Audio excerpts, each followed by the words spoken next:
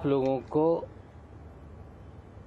कुछ जानकारियों से मैंने अवगत कराया था, शायद आपको वो याद होगा। 2 अक्टूबर के दिन शाम तक खबर आई थी कि कॉर्डेलिया क्रूज पर रेव पार्टी बस की गई और खबरें तैरने लगी कि एक मेगा स्टार के लड़के को भी डिटेन किया गया है। और उसके बाद सुबह होते होते शाम होते होते 3 तारीख के दिन आर्यन खान समेत 8 लोगों की गिरफ्तारी की खबर आई। और 6 तारीख के प्रेस कॉन्फ्रेंस में हमने कुछ सवाल उठाए थे कि ये जो पूरा मामला है कॉर्डेलिया क्रूज का ड्रग कांड का, ये फर्जी है। और फर्जीवाड़े को एक्सपोज करते हुए 2 व्यक्तियों का वीडियो हमने सार्वजनिक किया था। एक व्यक्ति था केपी गोसावी,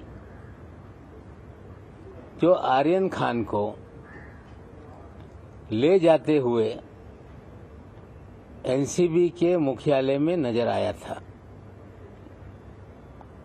दूसरा अरबाज मर्चेंट को ले जाते हुए मनीष भानुशाली नाम के व्यक्ति की वीडियो हमने जारी की थी। और उससे पहले भी वो 2 व्यक्ति एनसीबी के मुख्यालय में जा रहे हैं, ये 6 तारीख के दिन हमने ये सारे सवाल खड़े किए थे। हमने सवाल पूछा था, ये कौन 2 व्यक्ति है जो हाई प्रोफाइल अक्यूज को घसीटते हुए एनसीबी के मुख्यालय में ले जा रहे हैं। हमारी प्रेस कॉन्फ्रेंस 3 बजे हुई थी। उसके बाद 5 बजे एनसीबी के एक अधिकारी ज्ञानेश्वर सिंह जी मीडिया के सामने आए थे और उन्होंने कहा था कि they are our independent witness. उन्होंने 9 विटनेसों के नाम जारी किए और 9 विटनेस की एक सूची भी प्रेस रिलीज के जरिए आप सभी साथियों को उन्होंने देने का काम किया था। सवाल पूछे गए थे कि नवाब मलिक इस तरह के सवाल क्यों उठा रहे हैं। ज्ञानेश्वर सिंह जी का बयान था कि ही इज प्रेजुडिस। वो कहीं ना कहीं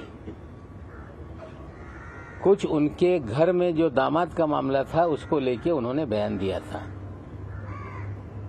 आप सभी लोगों को याद है कि ये प्रेस कॉन्फ्रेंस में आप सभी लोगों ने दामाद वाला सवाल भी मुझसे पूछा था और उस समय मैंने कहा था कि जमानत हो गई है, लेकिन उसका आदेश हमें प्राप्त नहीं हुआ है। उसकी सफाई में फिर मुझसे सवाल पूछे गए। मैंने कहा था कि जिस दिन 13 जनवरी को गिरफ्तारी हुई, 14 जनवरी को मैंने साफ कर दिया था, मैंने ट्वीट करके, जिसको आप सभी लोगों ने कवर किया था, कि कानून से बड़ा कोई नहीं, कानून अपना काम करेगा और देश की न्यायपालिका पे मेरा पूरा विश्वास है। फिर हमने 9 तारीख के दिन और एक प्रेस कॉन्फ्रेंस की। एक वीडियो आपके सामने हमने रखा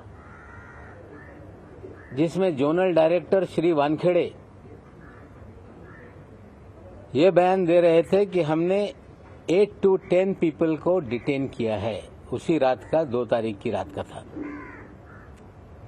मैंने सवाल पूछा था कि एक बड़ा अधिकारी कंफर्म क्यों नहीं बता पा रहा था कि 8 लोग थे कि 10 लोग, और 8 लोगों के ऊपर एफआईआर करके गिरफ्तारी की बात तब तक हो चुकी थी। हमने फिर एक वीडियो रिलीज किया उसी दिन कि 8 लोग नहीं 11 लोग थे। उन 11 लोगों में एक ऋषभ सचदेवा नाम का लड़के का हमने वीडियो दिखाया, हमने प्रतीक गाभा का वीडियो दिखाया, हमने आमिर फर्नीचर वाले का वीडियो दिखाया, जिन लोगों को अंदर ले जाते हुए वीडियो हमने दिखाया था। और फिर एक वीडियो हमने फिर दिखाया जिसमें ऋषभ सचदेवा के पिताजी, उनके चाचा जी, इन 3 लोगों को लेकर निकलते हुए नजर आए और हमने सवाल उठाया कि ये 3 लोगों को क्यों छोड़ा गया। और हमने सीधे कहा कि ये भारतीय जनता पार्टी के पूर्व जो युवा मोर्चा के अध्यक्ष थे मोहित कंबोज जी, जिन्होंने नाम बदल के मोहित भारती कर लिया है, ये उनके साले हैं और इनके बोलने पे ही उनको छोड़ा गया। फिर तुरंत प्रेस कॉन्फ्रेंस हो गई। श्री वानखेड़े ने कहा कि वो 11 लोग नहीं 14 लोग डिटेन किए गए थे। फिर लोगों को गुमराह करने का खेल वानखेड़े ने शुरू किया। हमने पूछा कि वो और कौन 3 लोग थे, नाम बताओ, लेकिन नाम नहीं बताया गया। फिर कह रहा हूं कि वो 3 लोगों के छोड़ने में ही सबसे बड़ा खेल है।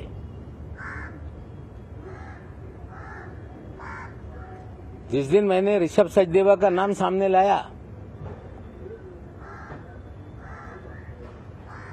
मोहित कंबोज जो 1100 करोड़ रुपए का बैंक फ्रॉड का एक्यूज है,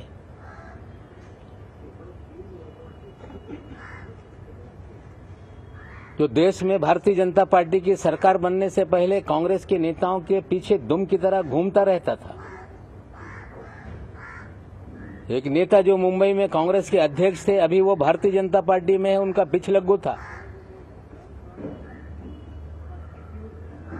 दिल्ली से लोग आते थे, जो नेतागण उनके पीछे पीछे घूमने का काम करता था। 1100 करोड़ रुपए का बैंक घोटाला करने वाला ये व्यक्ति जैसे ही देश में सरकार बदली, ये भारतीय जनता पार्टी में शामिल हो गया। पैसे के बल पे दीन-दोषी विधानसभा से भारतीय जनता पार्टी का प्रत्याशी बन गया। चुनाव हारने के बाद उसे भारतीय जनता युवा मोर्चा का अध्यक्ष बनाया गया और 1100 करोड़ रुपए के फ्रॉड की कंप्लेंट सीबीआई और ईडी के पास थी। 1.5 साल पहले एक छापेमारी सीबीआई की इनके घर पे हुई। 60 करोड़ के मामले में छापेमारी हुई। उसके बाद छापेमारी के बाद मामला फिर दब गया।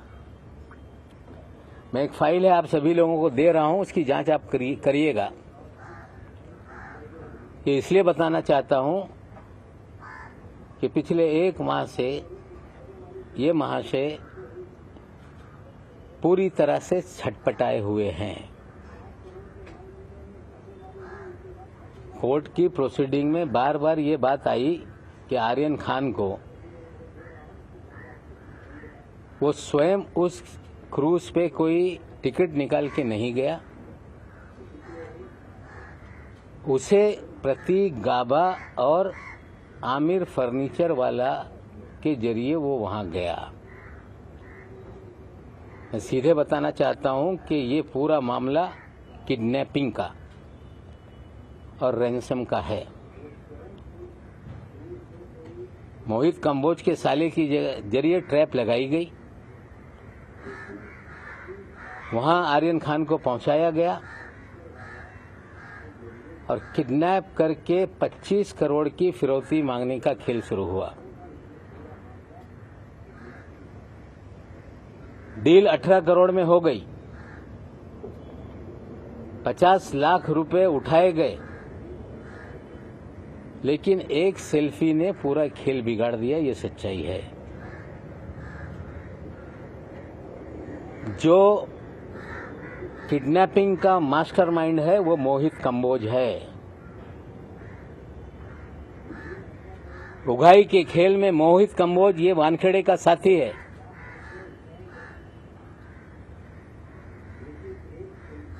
मोहित कंबोज के और वानखेड़े के अच्छे रिश्ते हैं। मोहित कंबोज इस शहर में 12 होटल चलाता है। मोहित कंबोज अपने होटल चलाने के लिए बगल के होटलों पे वानखेड़े के जरिए कुणाल जानी नाम का एक होटेलियर है जो बास्किन नाम का होटल चलाता है। उसके बगल में ओपा नाम का एक होटल कंबोज ने खोला और बास्किन जो पूरे शहर के क्रीम लोगों के लिए एक इटरी है, उसके मालिक के ऊपर फर्जी मामला बना दिया ताकि बास्किन बंद हो जाए। हमने कहा था कि कंबोज के और वानखेड़े के रिश्ते हैं। जल्दी इनकी मीटिंग की वीडियो रिलीज करेंगे। नसीब इनका अच्छा है कि एक कब्रिस्तान को लेके वानखेड़े साहब बोल रहे थे कि कोई मेरा पीछा कर रहा है। मेरी प्रेस कॉन्फ्रेंस जब 6 तारीख के दिन हुई, 7 तारीख के दिन कंबोज और वानखेड़े ओशीवीरा कब्रिस्तान के बाहर मिले। हाँ, हम लोग ढूंढ रहे थे कहीं सीसी फुटेज हमारे हाथ लग जाए। वहां के रहिवासियों ने मुझे जानकारी दी थी कि एक गाड़ी आई थी जिसमें कुछ बॉडीगार्ड थे। एक दाढ़ी वाला व्यक्ति था, उनसे मिला था। इनका नसीब अच्छा है कि वो पुलिस का सीसीटीवी बंद था, हमें वो मीटिंग का सीसीटीवी नहीं मिल पाया। और वानखेड़े साहब घबराहट में ये कंप्लेंट दर्ज कराने चले गए कि कोई मुझे पीछा कर रहा है। जो प्राइवेट आर्मी है उसका कंपोज भी एक प्लेयर है। श्री वानखेड़े इस शहर के अंदर उनका एक ही खेल है कि ड्रग का धंधा धड़ल्ले से चलता रहे। ड्रग माफियाओं को संरक्षण दिया जाए, उनसे उगाही की जाए। और कौन लोग कंज्यूम करने वाले लोग हैं, जो नशे के लत के आदी हैं, बड़े घर के लोग, फिल्म जगत के लोग, उनकी जानकारी हासिल की जाए, उन्हें डराया जाए और हजारों करोड़ की उगाही की जाए। ये खेल वानखेड़े इस शहर में खेल रहे हैं। 18 करोड़ का मामला इस्टेब्लिश हो गया है। प्रभाकर साइल, जिसने आकर पुलिस के सामने एफिडेविट देकर अपना बयान दर्ज कराया, आप साथियों ने दिखाया। और मुझ पे आरोप बार बार 2 प्लेयर को वानखेड़े आगे कर रहा है। एक का नाम है सैमुअल डिसोजा, जिसके बारे में कुछ चीजें बाद में मैं दिखाऊंगा। कवरअप करने के लिए सैम डिसोजा आगे आ रहा है। और कंबोज जी ने कल प्रेस कॉन्फ्रेंस करके हमने कहा था दिल्लीला में छुपे हैं कुछ राज। उन्होंने लगा के एक दिन बाद ये सारी चीजें नवाब मलिक बोलने वाला है तो कल हम ही बता देते। हाँ, अच्छा किया आपने बता दिया। प्राइवेट आर्मी की प्रेस कॉन्फ्रेंस कल हो गई। सैम डिसोजा का वीडियो चलाया गया। सैम डिसोजा का एक इंटरव्यू एक टेलीविजन पे चला जिसमें वो एनसीबी को और वानखेड़े को क्लीन चिट दे रहा था। और कल श्री कंबोज ने कहा कि जो प्रभाकर साइल है, ये नवाब मलिक के जरिए ये झूठे एविडेंस तैयार कराया जा रहा है।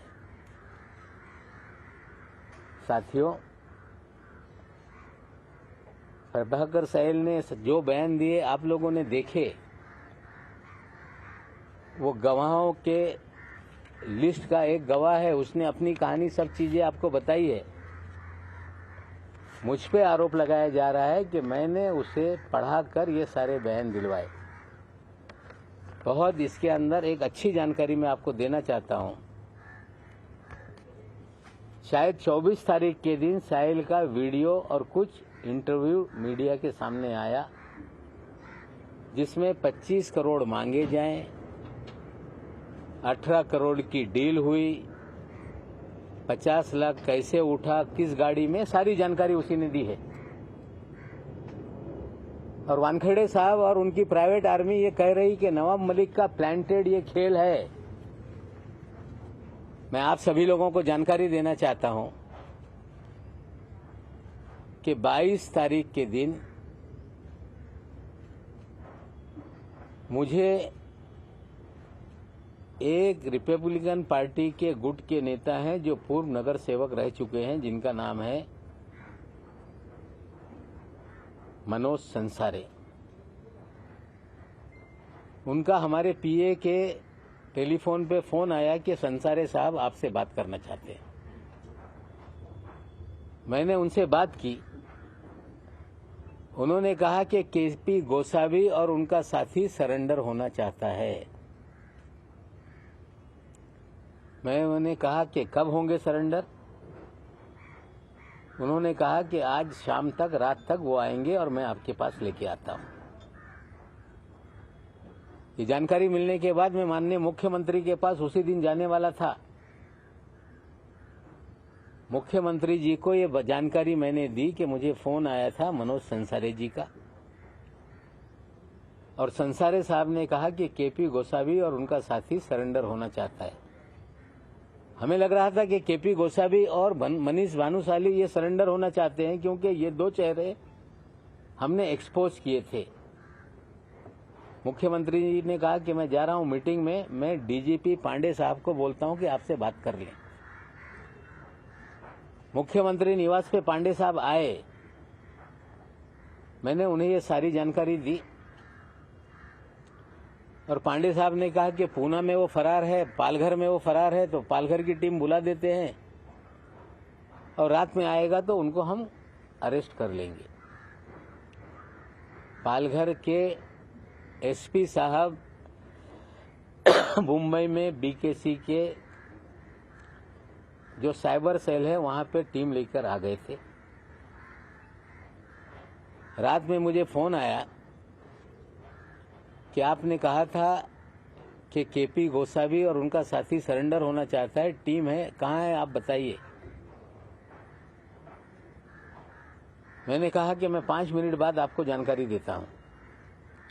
मैंने मनोज संसारे जी को फोन लगाया। संसारे जी ने कहा कि उनका फोन बंद आ रहा है, वो नहीं कहाँ है पता नहीं चल रहा है। अब सुबह देखते हैं वो लोग आते हैं कि नहीं। मैंने पांडे जी को कह दिया कि शायद रात में वो लोग नहीं आएंगे, कल सुबह तक इंतजार कर लीजिए, अगर आ गए तो मैं उनको आपके सामने हाजिर करा दूंगा। सुबह मैं संसारे साहब को फोन लगाया, कोई मुझसे संपर्क नहीं हो पाया और मैंने कोई डीजीपी साहब से बात नहीं की। लेकिन उसी दिन 23 तारीख के दिन दोपहर में 12 बजे इसी मेरे कार्यालय में मनोज संसारे साहब 3 लोगों के साथ आ गए। आकर बैठे। मैंने पूछा कि कहाँ है केपी गोसावी? उन्होंने कहा कि यही तो केपी गोसावी का साथी है। मैंने बोला ये महेश भानुशाली तो नहीं? बोले ये केपी गोसावी का साथी है। सुनो ये क्या बोलना चाहता है। 2-3 बार चीजें उसने मुझे बताई और जब वो बता रहा था उसके एक साथी के फोन पर लगातार फोन बज रहा था। मैंने कहा उठा लो। बोले ये पूना पुलिस के क्राइम ब्रांच से हमें फोन आ रहा है, लगातार हमें ये चेस कर रहे हैं। मैंने बोला क्यों चेस कर रहे हैं? बोले हम जब सोलापुर से निकले हमें पूना में रात में डिटेन किया गया क्राइम ब्रांच के जरिए और हमें सारी स्टेटमेंट हमारी रिकॉर्ड की गई और जो प्रभाकर का चिप था वो फोन बंद कराया गया और हमें छोड़ा गया कि आप जहां जा रहे हो जाओ। मैंने कहा कि फोन उठाओ। फोन उठाने के बाद मैंने पूछा क्यों चेस कर रहे हो? बोले इनकी जान को शायद खतरा है, ये बोल रहे थे। ये मनोज संसारे तक या आप तक पहुंचे कि नहीं, हम इतना ही इनको मॉनिटर कर रहे थे। और उसके बाद प्रभाकर आया हमारे सामने। मैंने मनोज संसारे से कहा कि इनका एक एफिडेविट बना लो, जो ये बोल रहे हैं, इनका वीडियो रिकॉर्ड कर लो और मीडिया को दे दो और पुलिस स्टेशन में जाके कंप्लेंट लिखा दो। शायद वानखेड़े को ये पता नहीं कि आरोप लगा रहे हो, लेकिन नवाब मलिक ने कोई तोते को, जिस तरह आप कंबोज को पढ़ा रहे हो, जिस तरह आप सैम को पढ़ा रहे हो, नवाब मलिक ने कोई पढ़ाने का काम नहीं किया। मैंने ये कहा था कि लीला में छुपे हैं कुछ राज। मेरे पास पगारे साहब भी आए थे 4 दिन पहले, 5 दिन। उन्होंने अपनी सारी कहानी सुनाई थी। विजय पगारे नाम का व्यक्ति है जो चैनलों पे चल रहा है। लीला होटल की सारी कहानी बताई, कैसे पूरे लोग, मनीष भानुशाली, धवल भानुशाली, सैम डिसोजा, किस तरह से वहां पे रंगरलियां मनाते थे, किस तरह से चीजें चलती थी। वानखेड़े साहब को लगा कि ये कल बात होने वाली है, तो चलो कंबोज के जरिए लीला का राज खोल देते हैं। सुनील पाटिल का नाम सामने ले आते हैं। सुनील पाटिल को मैं जीवन में कभी नहीं मिला। सुनील पाटिल कोई राष्ट्रवादी कांग्रेस पार्टी का कार्यकर्ता नहीं। सुनील पाटिल के कल कंबोज साहब ही राणा साहब मंत्री के साथ फोटो दिखा रहे थे। सुनील पाटिल के अमित शाह जी के साथ कई वीडियो घूम रहे हैं। सुनील पाटिल के मुख्यमंत्री गुजरात के, उनके शपथ ग्रहण समारोह के फोटो घूम रहे। मनीष भानुशाली के प्रधानमंत्री से लेके सभी लोगों के साथ फोटो हैं। मनीष भानुशाली जब माधवराव सिंधिया के लड़के जब पार्टी ज्वाइन कर रहे थे तो बीजेपी के मुख्यालय में इंटरव्यू देते हुए नजर आ रहे हैं। हम तस्वीरों पे आरोप नहीं लगा रहे हैं। किस दल का व्यक्ति है हम ये नहीं कहना चाहते, लेकिन सुनील पाटिल भी फ्रॉड है। सुनील पाटिल भी वानखेड़े की प्राइवेट आर्मी का ये प्लेयर है। और मैं आपको और जानकारी दे दूं कि 6 तारीख को जिस दिन मैंने प्रेस कॉन्फ्रेंस की, उस दिन सुनील पाटिल का मुझे फोन आया था प्रेस कॉन्फ्रेंस के 2 घंटे बाद कि साहब मैं धुलियाऊन बोलतो, मैं धुलिया से बोल रहा हूं, मैं आपको जो आपने प्रेस कॉन्फ्रेंस ली है उसके बारे में अधिक जानकारी देना चाहता हूं। मैंने कहा आइए मुंबई में मुलाकात करिए। फिर दूसरी प्रेस कॉन्फ्रेंस के दिन भी उसका फोन आया। और जब विजय पगारे नाना मेरे पास आए उसके बाद भी वो नहीं आया। विजय पगारे के साथ एक भंगाले नाम का उनका साथी था, उसके फोन से उन्होंने सुनील पाटिल से बात की। बोले आप आ जाओ, आप डरो मत, पुलिस के सामने मलिक साहब आपको हाजिर करा देंगे। और मुझे नंबर दिया कि साहब हम लोग नहीं, आप डायरेक्ट बात कर लेना। मैंने डायल किया तो वही नंबर था, सुनील पाटिल धुलिया। मैंने उससे कहा कि आप आओ, पुलिस के सामने खड़े रहो, सच्चाई बोलो। उसने कहा कि उसने बोला कि मैं गुजरात में हूं, मुझे रुका के रखा है और मैं किसी भी तरह से आऊंगा। कल आने वाला था, अभी तक आया नहीं। मैंने लीला नाम लिया है, दी ललित होटल है वो। और आपको जानकारी दे दूं कि सैम डिसोजा कौन है, इसकी भी थोड़ी सी जानकारी आप ले लें। आज मैंने ट्विटर पे बताया है कि ये सैम डिसोजा नहीं, ये सैनियल डिसोजा है, सैनविल डिसोजा। एक केस हुआ था, वीड बेकरी केस, जिसमें सचिन टोपे नाम के एक मियां बीवी को गिरफ्तार किया गया। उसमें 5 एक्यूज है, जिसमें 4 गिरफ्तारी हो गई। 5वां एक्यूज है सैम डिसोजा। सैम डिसोजा के गूगल पे से सचिन टोपे के बीवी को पेमेंट हुए सारे लिंक हैं। 23 जून के दिन सैम डिसूजा को एक नोटिस दी जाती है कि आप आके कार्यालय में एनसीबी में मिलो। उसके बाद एक हमने टेलीफोनिक कन्वर्सेशन भी आपको दिखाया है, जो ट्विटर पे हमने डाला है। ये दोनों चीजें जरा दिखा दो। सैम डिसूजा कौन है, पहला फोटो उसका, यह है सैम डिसूजा, असली नाम है स्टैनिल डिसूजा। जो नोटिस है उसकी भी कॉपी दिखा दो। 23 जून के दिन नोटिस दिया गया कि आप एनसीबी के ऑफिस में आइए, संबंध 23 जून से लेके आज तक सैम डिसूजा की गिरफ्तारी क्यों नहीं है? क्योंकि सैम डिसूजा की एक कन्वर्जेशन है श्री वीवी सिंह जो अफसर हैं, वो भी जरा सुन लीजिए, वो बात कर रहा है।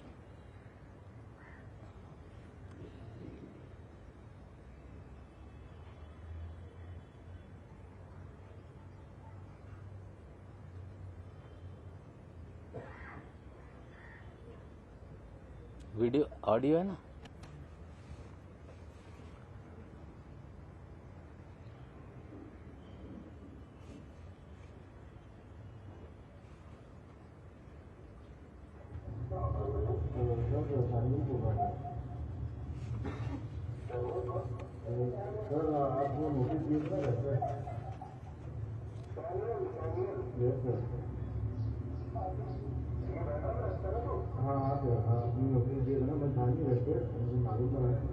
मुझे एक दिन और सर अभी मैं पहुँचा नहीं, बॉम्बे भी पहुँचूंगा सर।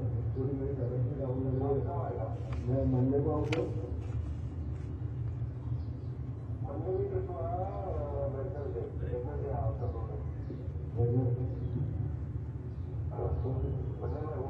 ओके सर, मैं तो मैंने से आ जाता हूँ।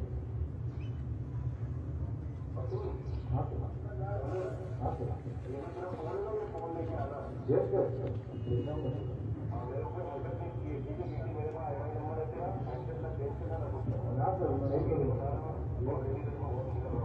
सर, मैं ऐसा कुछ काम करूँगा नहीं सर।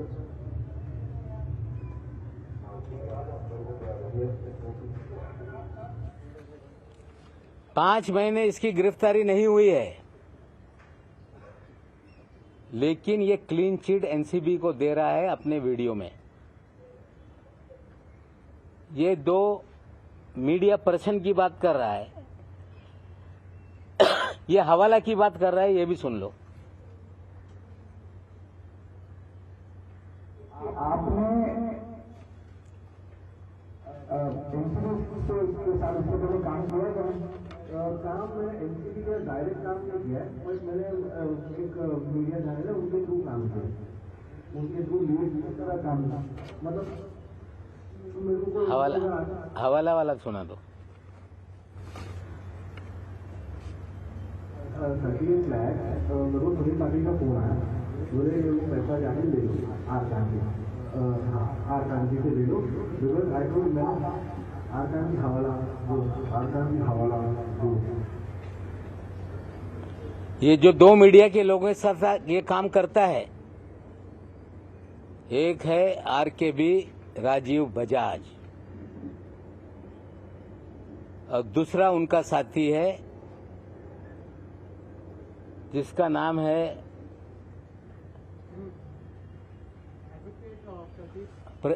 नंबियार, एडवोकेट प्रदीप नंबियार। ये फ्रॉड पत्रकार इस शहर में हैं और ये भी वानखेड़े की प्राइवेट आर्मी के प्लेयर हैं। एक नंबियार साहब का जो सैम के साथ चैट है दिखाइए, जिसमें वो हाथ जोड़ रहा है।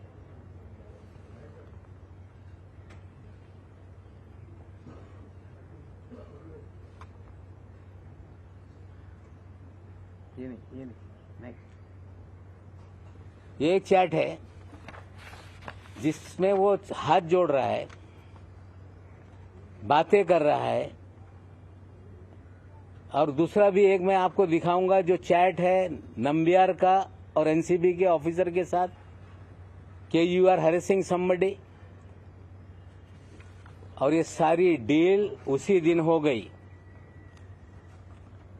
और सैम डिसूजा ने हवाले के जरिए पैसा दिल्ली भेजा, उसका भी चैट है। हवाला वाले को पूछ रहा है सैम डिसूजा कि हवाले की रसीद भेजो भाई, रसीद कहाँ है? हवाले वाला बोल रहा है कि हवाले की कहीं रसीद होती है क्या? फिर बोलते हैं okay I don't no, leave it. और ये नंबियार और राजकुमार बजाज RKB ये इस शहर में इनके लिए काम करते हैं। एक छोटा सा YouTube चैनल चला के लोगों को डराते हैं, नाम घोषित करते हैं, वसूली करते हैं। जो पैसा ना दे उसको NCB से रेड करा देंगे, नहीं तो पूरा शहर में जो ड्रग का नेक्सस है उसकी वसूली का काम ये दो लोग करते हैं। उसके कुछ स्टिंग ऑपरेशन के 2 वीडियो देख लें।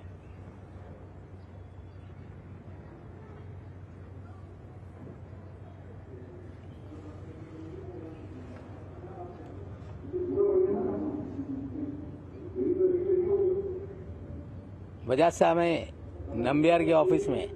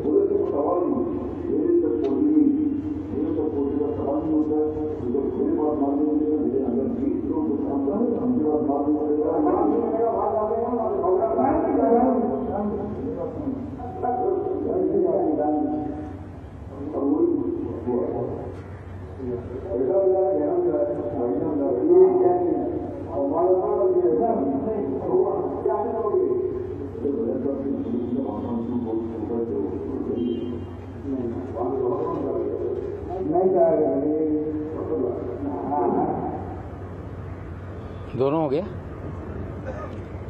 ये एक लेटर मुझे आया, वो भी मैं आप लोगों को दे दूंगा, किसी ने मुझे भेजा है इसी केस को लेके, जिसमें रूबीना नाम की कोई ड्रग पेडलर है, उसके अगर पैसे नहीं मिले उसके बाद ये केस हुआ। और उसी केस में एक्यूज है एक,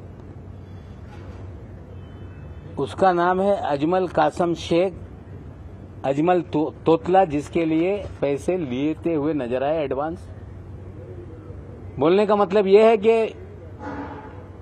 ये वानखेड़े की आर्मी जितने भी ड्रग पेडलर है, इस तरह के उगाही करने वालों से भी पैसा वसूलती है। ये सारे वीडियो आपके पास मैं दूंगा। आज किसी पत्रकार को बदनाम करने के लिए मैंने ये चीजें नहीं दिखाई, लेकिन वानखेड़े का खेल इस शहर में जो चल रहा है, ये पाताल लोक बना दिया इस शहर को वानखेड़े में। कोई कह रहा है कि नवाब मलिक एनसीबी से लड़ रहा है, मैं एनसीबी से नहीं लड़ रहा। कोई कह रहा है कि नवाब मलिक भारतीय जनता पार्टी से लड़ रहा है, मैं भारतीय जनता पार्टी से नहीं लड़ रहा। मैं लड़ रहा हूं गलत लोगों के खिलाफ। मैं लड़ रहा हूं कि जो इस शहर में ड्रग के नाम पर हजारों करोड़ की वसूली हो रही है, बेगुनाह लोगों को फंसाया जा रहा है, ड्रग पेडलर धड़ल्ले से धंधा कर रहे हैं, नशे का कारोबार चल रहा है। जो नशा करने वाले हैं उन्हें बड़े लोगों को टारगेट करके डरा के वसूली की जा रही है। पिछले 1 महीने से 2 दिन ज्यादा हो गए, अभी तक पूरे देश में ये खबर नीचे नहीं आ रही है। मैं एनसीबी के भी डीजी साहब से बोलना चाहता हूं कि आपने 2 तारीख के दिन, 3 तारीख के दिन एक बयान दिया था कि भारत के इतिहास में पहली बार मिड सी में ऑपरेशन हुआ। आपको भी गुमराह किया गया, कोई मिड सी में ऑपरेशन नहीं हुआ। 13 लोगों को चिन्हित करके पकड़ा गया, फर्जीवाड़ा किया गया, पब्लिसिटी करके लोगों को डराने का खेल किया गया। आर्यन खान की किडनैपिंग हुई, रैंसम मांगी गई और एक सेल्फी वायरल होने से पूरा खेल बिगड़ गया। मैं बीजेपी के लोगों को भी कहना चाहता हूं कि मैं कोई पॉलिटिकल लड़ाई नहीं लड़ रहा। हम चाहते हैं कि ड्रग पूरी तरह से समाप्त हो, पीने वालों को नशा मुक्ति केंद्र में भेजा जाए। जो छोटे धंधे वाले हैं उन्हें पकड़ के उसी मुकदमे में बंद किया जाए, बड़ी मछलियों को पकड़ा जाए, सोर्स को पकड़ा जाए, पूरी तरह से देश में नशा मुक्ति हो। लेकिन इस तरह के फ्रॉड लोगों को शील्ड करने के लिए आगे मत आइए। कंबोज फ्रॉड है, कह रहा है कि 1.5 साल से मैं पार्टी में नहीं, उसे शील्ड मत कीजिए। पाटिल जो है वो किसी दल में नहीं, उसे शील्ड मत कीजिए। मनीष भानुशाली आपके नेताओं के साथ घूमता है, उसे भगाइए, उसे शील्ड मत कीजिए। धवल भानुशाली घूम रहा है, उसे शील्ड मत कीजिए। ऐसे फ्रॉड लोग राजनीतिक दलों की आड़ में छुप के अपना मकसद साधने का काम करते हैं। हम राजनीतिक दल से नहीं लड़ रहे और ऐसे अधिकारियों को शील्ड मत कीजिए जिसका पूरा इतिहास दागी है, जो हजारों करोड़ की उगाही कर रहा है। खबर आई है कि 6 मामले से वानखेड़े को अलग किया गया और उसमें यह खबर आई कि उसमें आर्यन खान और समीर खान का भी केस है। मैं अधिकारियों से पूछना चाहता हूं कि जिस केस में चार्जशीट फाइल हो गई, वो केस की जांच संजय सिंह क्या करने वाले हैं? या तो 2 चीज है, मैं उनकी मंशा पे सवाल नहीं उठाता। 2 चीज है, या तो आप सही मानों में जांच करके जो बोगस केस है उसमें डी समरी फाइल करके लोगों को निर्दोष मुक्त कराएंगे। अगर ऐसा है तो जो 26 केस की मैं बात कर रहा हूं, वो सारी चीजों की जांच करें। और कहीं ये समझ में आ रहा होगा कि नवाब मलिक को डराने के लिए कि फिर ये जांच शुरू हो गई, तो हम डरने वाले में से नहीं हैं। जान हथेली पे लेकर जान, माल, परिवार सबको जोखिम में डालकर ये लड़ाई मैंने छेड़ी है। अगर कोई समझ रहा होगा कि डर के ये सिलसिला बंद हो जाएगा, ये बंद नहीं होगा। लॉजिकल एंड तक ये मामला जाएगा। साथियों, आपको बताना चाहता हूं, इतिहास में पहली बार वानखेड़े तो यही कहता है कि नवाब मलिक के दामाद की जमानत रद्द करेंगे, हाईकोर्ट में जा रहे हैं। और पहली बार हमने देखा है कि जो फॉरेंसिक लैब गुजरात की है, जहां से रिपोर्ट आई उस रिपोर्ट को रीचेकिंग के लिए एप्लीकेशन एनडीपीएस कोर्ट में डाला गया। आज तक एक्यूज फॉरेंसिक रिपोर्ट जो आती है देश के सरकारी लेबोरेटरी से, उसको चैलेंज करते हैं। पहली बार एनसीबी चैलेंज कर रही है। मैं सीधे बोल देता हूं, मैंने दामाद से बात की, दामाद ने बोला कि डैडी लड़ाई जारी रखो, 8 महीने क्या आपके लिए अब 20 साल जेल में रहना पड़ेगा, तो जेल में आने के लिए तैयार है। फर्जीवाड़ा करके जेल में डालोगे, नवाब मलिक और उसका परिवार डरने वाला नहीं है। लड़ाई नाइंसाफी के खिलाफ है, लड़ाई बेगुनाहों को जो जेल में डाल रखा है उनको छुड़ाने के खिलाफ है, लड़ाई हजारों करोड़ का एक्सटॉर्शन जो शहर में हो रहा है उसके खिलाफ है। मैं बीजेपी से भी हाथ जोड़ के विनती करता हूं कि फ्रॉडों को शील्ड करने का काम ना करो, और एनसीबी के भी अधिकारियों को कहता हूं कि गंदी मछली निकाल कर फेंक दो। ये चंडाल चौकड़ी मुंबई के जोनल ऑफिस में है। समीर वानखेड़े, वीवी सिंह, आशीष रंजन और एक वानखेड़े का ड्राइवर है माने।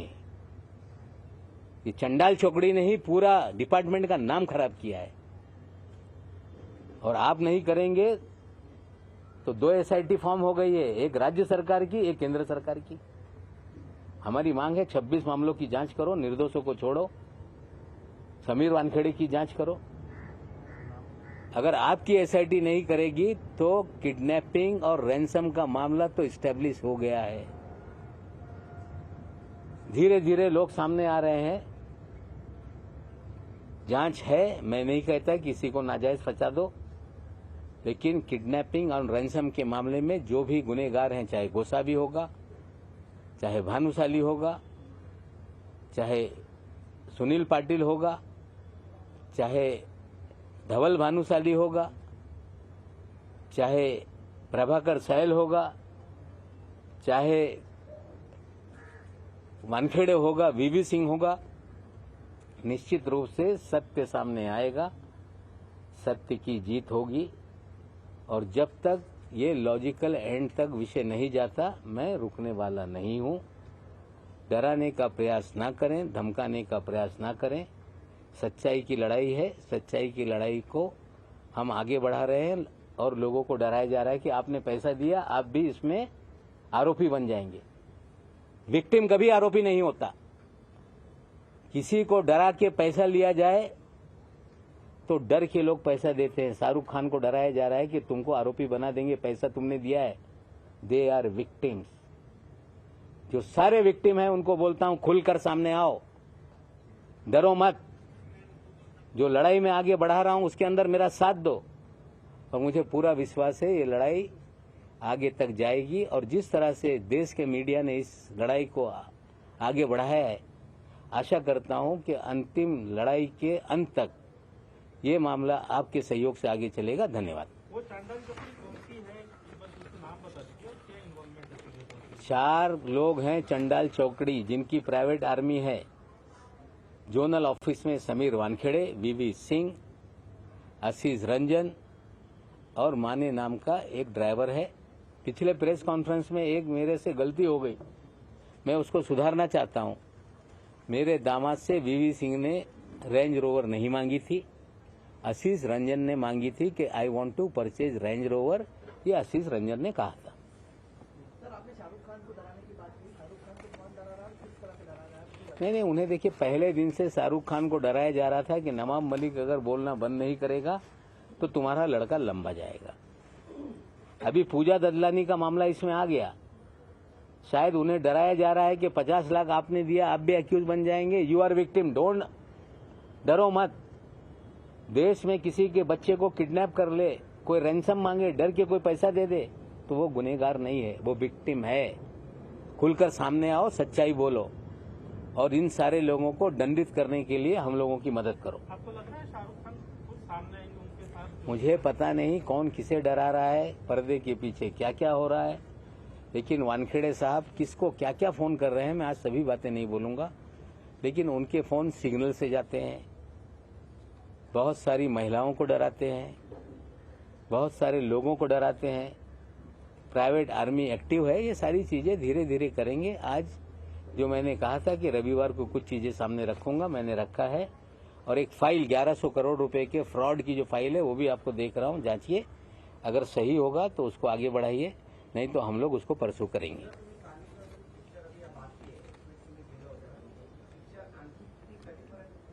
हे बघा, हे मेरा नाम जोकर 2 इंटरव्हलची पिक्चर नाहीये,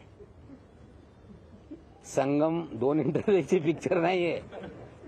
पिक्चर जोपर्यंत याच्यातला विलन तुरुंगात जात नाही तोपर्यंत हे पिक्चर संपणार नाही। ललितचा उल्लेख केला होता की ललितमध्ये खूप काही राज लपलेले आहेत म्हणून तुम्ही सांगताना अगदी शॉर्टकट झालं। ललितमध्ये काय राज आहे?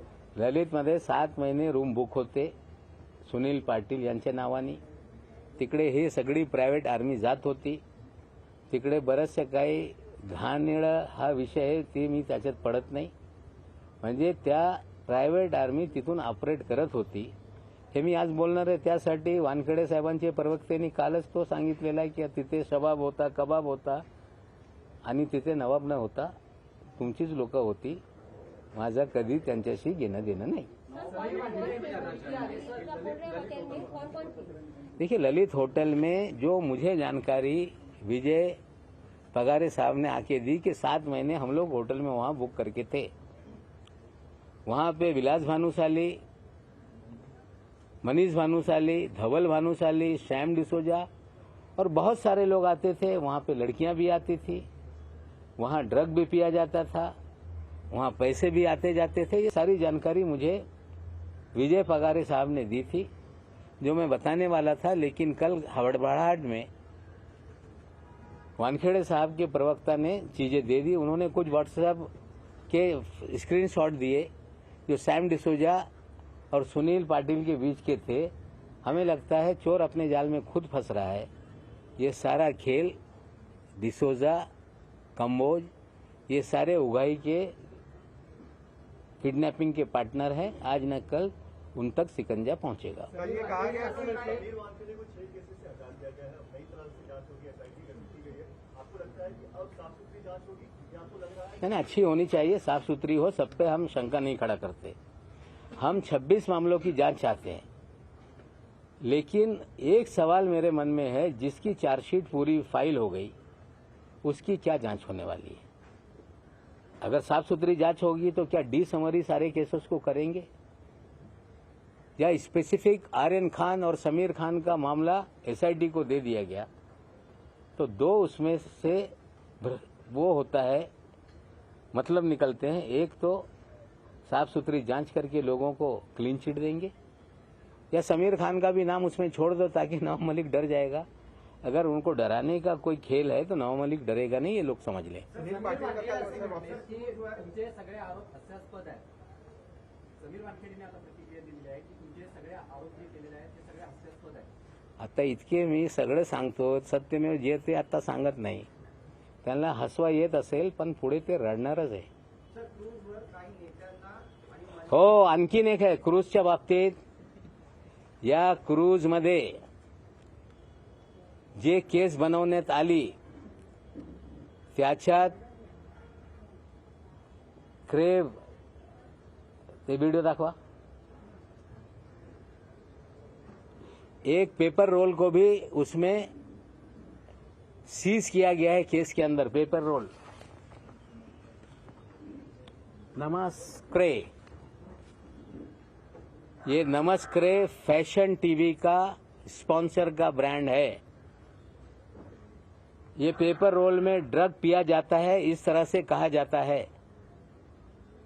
अगर ये केस में ये सैंपल, ये स्टॉक सीज किया गया तो इसके मालिक को क्यों नहीं पकड़ा गया? इसके मालिक का नाम है काशिफ खान, असली नाम है कासिफ मलिक खान। देश के कई पुलिस थानों में इस पे मुकदमे दर्ज हैं। ये दिल्ली कोर्ट से भगोड़ा घोषित है कासिफ खान। ये समीर वानखेड़े का साथी है, गोवा में बड़ी संपत्ति बना रहा है, अपने आप को फैशन टीवी का इंडिया हेड कहता है। उस दिन ये पार्टी में नाच रहा था।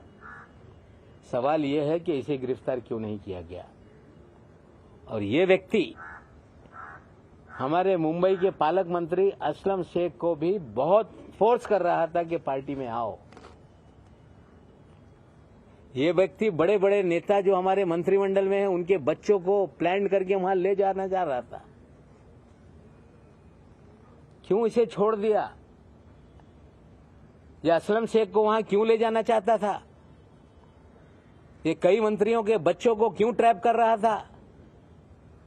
क्या एक बड़ी कॉन्स्पिरेसी करके ड्रग का खेल सरकार चलवा रही है, बदनामी करने का षड्यंत्र था क्या? ये भी एक सवाल है। काशिफ खान की गिरफ्तारी क्यों नहीं, वानखेड़े के साथी को क्यों नहीं पकड़ा जा रहा है? और मैं जिम्मेदारी से कहता हूं, असलम शेख भी बयान दे देंगे कि उन्हें बहुत कोशिश की जा रही थी कि आप क्रूज पे चलो, लेकिन वो नहीं गए। शायद ये बड़ी एक कॉन्स्पिरेसी थी। धीरे धीरे मुंबई की एसआईटी भी इसकी जांच करे, हम मांग करेंगे।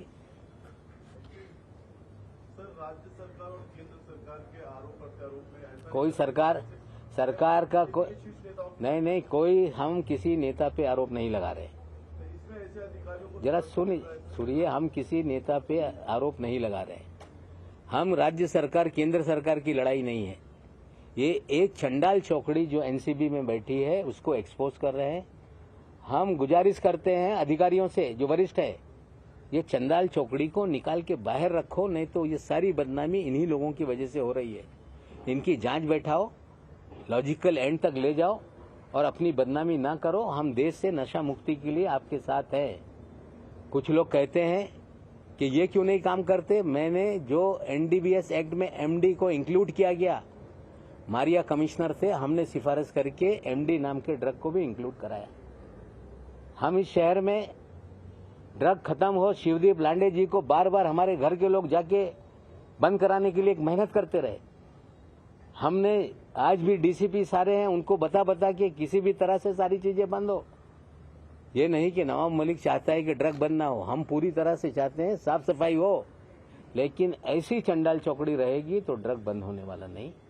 इसलिए अंतिम लड़ाई लॉजिकल एंड तक हम ले जाएंगे। नवाब भाई, आपने एक ये पूरा मामला किडनैपिंग का है, रैंसम का है और इसका सबसे बड़ा खिलाड़ी मोहित कम्बोज। इसके बारे में बताइए कि किस तरह देखिए, मोहित कम्बोज का साला है ऋषभ सचदेवा, जो आर्यन खान का मित्र नहीं, उसके दो मित्र हैं, प्रतीक गाभा, आमिर फर्नीचर वाला।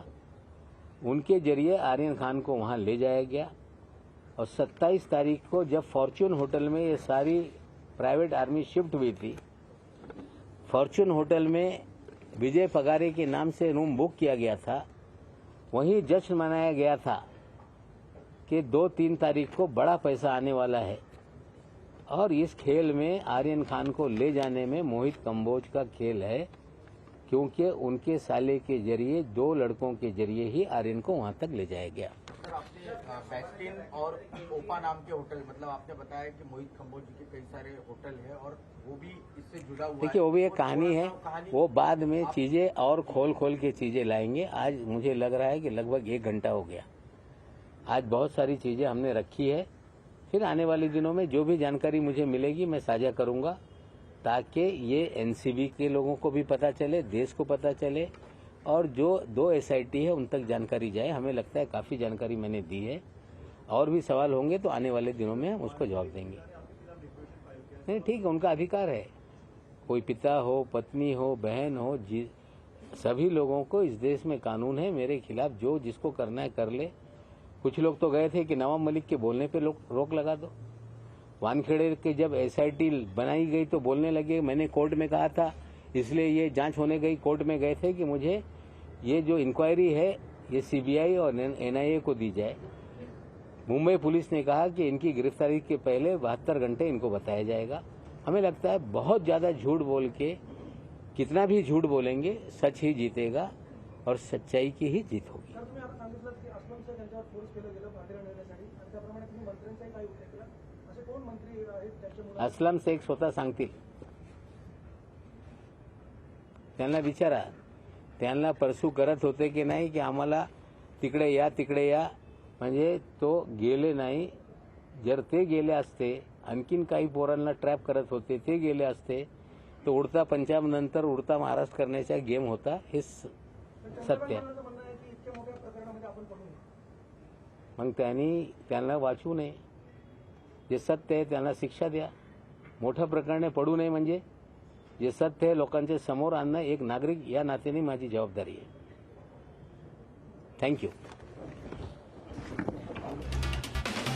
अनेक गंभीर आरोप नवाब मलिक यांनी केलेले आहेत. आपण बघतो या सगळ्यामध्ये आर्यन खानला किडनॅप केल्याचा एक गंभीर आरोप नवाब मलिक यांनी करतानाच कशा प्रकारे हा सगळा प्लॅन रचण्यात आला होता याबद्दल माहिती दिलेली आहे. आणि यामध्ये जे मोहित खंबोज यांनी काल थेट नवाब मलिक यांच्यावर टीका केली होती. सुनील पाटील कोण आहे? राष्ट्रवादीचा सुनील पाटील कार्यकर्ता आणि त्याच्या मार्फत हे सगळा प्लॅन रचल्याचा आरोप मोहित खंबोज यांनी केला होता. मात्र आता नवाब मलिक यांनी मोहित खंबोज यांच्यावर प्रतिवार करत आपण बघतोय मोहित खंबोज या सगळ्यामध्ये प्लॅनिंगमध्ये, या सगळ्याच्या क्रूज पार्टीच्या प्लॅनिंगमध्ये आणि अशा प्रकारे ड्रग घेण्याच्या प्लॅनिंगमध्ये असल्याचा थेट आरोप केलेला. अनेक धक्कादायक खुलासे यामध्ये केलेले. काही पत्रकारांची सुद्धा नावं, काही व्हिडिओ क्लिप थेट नवाब मलिक यांनी दाखवलेली आहेत.